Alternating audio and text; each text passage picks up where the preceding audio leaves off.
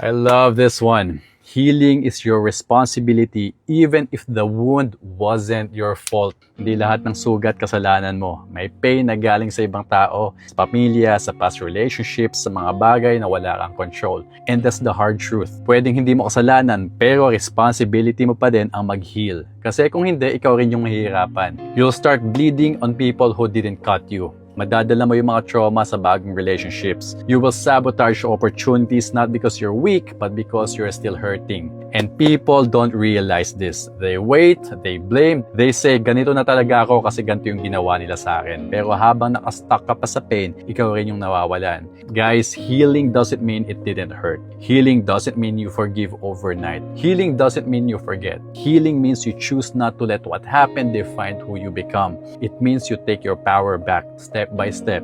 You set boundaries, you face your emotions, you stop running, you stop numbing, and you decide na hindi mo ipapasa yung sakit sa ibang tao. Because life doesn't wait for you to be ready. So, ask yourself, hanggang kailan mo hahayaang kontrolin ka ng mga bagay na hindi mo naman kasalanan? Or will you finally take responsibility for the life you still have?